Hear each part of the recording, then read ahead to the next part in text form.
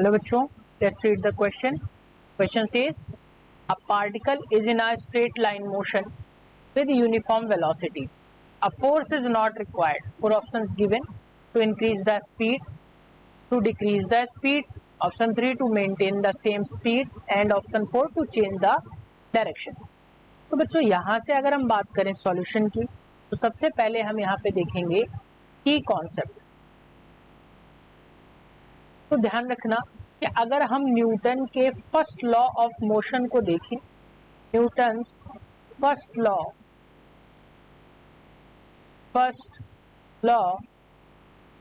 It should be law LAW, law of motion.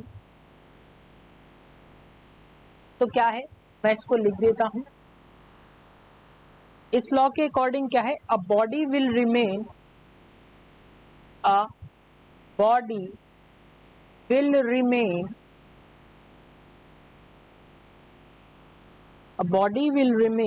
in its state of rest or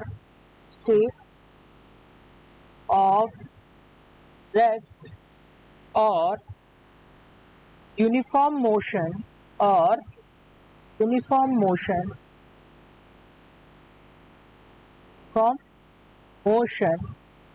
in straight line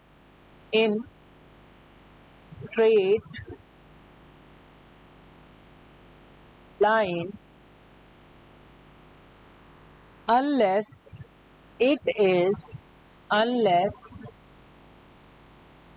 it is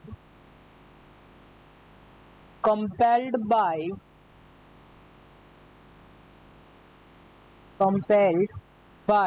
some external force.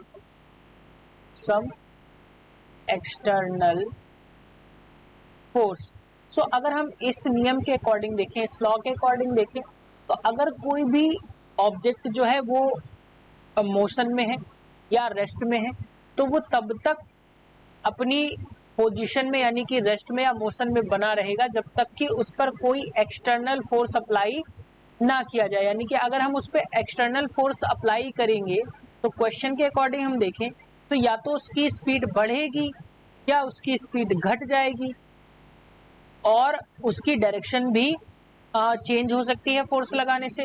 लेकिन यहाँ पे पूछा गया है force जरूरत नहीं होगी, a force is not required.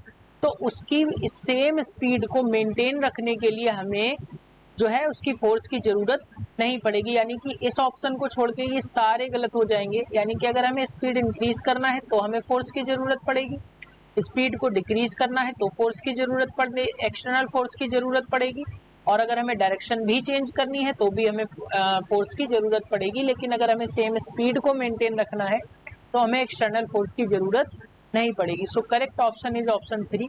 Hope you understood it well. Best of luck.